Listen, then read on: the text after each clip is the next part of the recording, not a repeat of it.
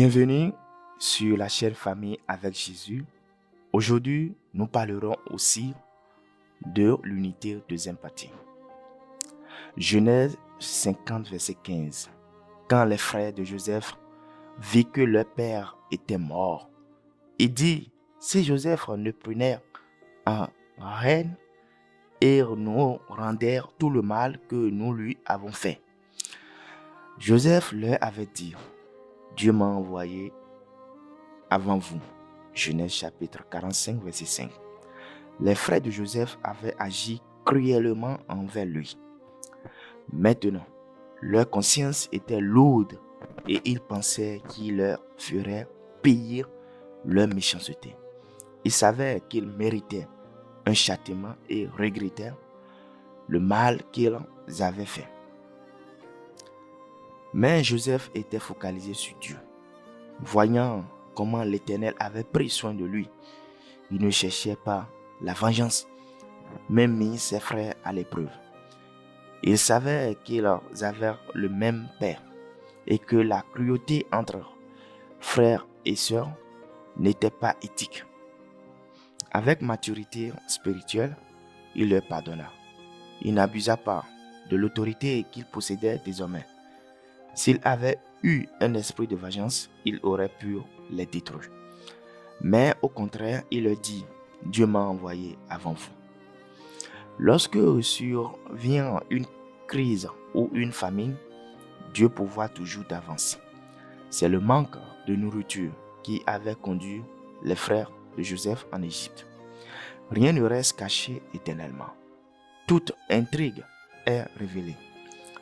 Les familles doivent vivre ensemble avec des paroles bienveillantes et un partage généreux. Ce que nous avons, nous le partageons avec ceux qui ont moins, si c'est possible. Mais une parole d'affection ne doit jamais être refusée. Un comportement fraternel fortifie la famille et démontre l'amour, une étreinte, une visite au bon moment, quelle joie. Lorsque commencèrent les années d'abondance, Joseph ordonna la construction de greniers immenses dans les principales villes d'Égypte. De grandes réserves furent constituées pour préserver l'excédent des récoltes. Puis la famine se propagea en Canaan et devint très sévère dans la région où Jacob habitait. Ayant entendu parler des provisions en Égypte, 10 de ses fils s'y rendirent pour acheter du blé. Joseph voulait savoir qu'il avait encore le même esprit d'arrogance qu'autrefois. Il désirait aussi obtenir des nouvelles de leur famille. Mais il savait combien leurs paroles pouvaient être trompeuses. Dans une famille unie, il y a la paix. L'amour tolère les petites difficultés. Il n'y a ni haine, ni jalousie, mais de la compréhension. Matthieu 23, verset 8.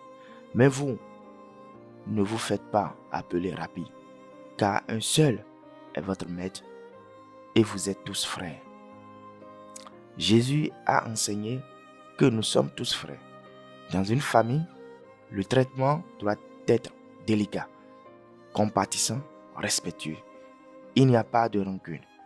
L'esprit est pardonnant et oublie les offenses, qu'elles soient petites ou grandes. Prions.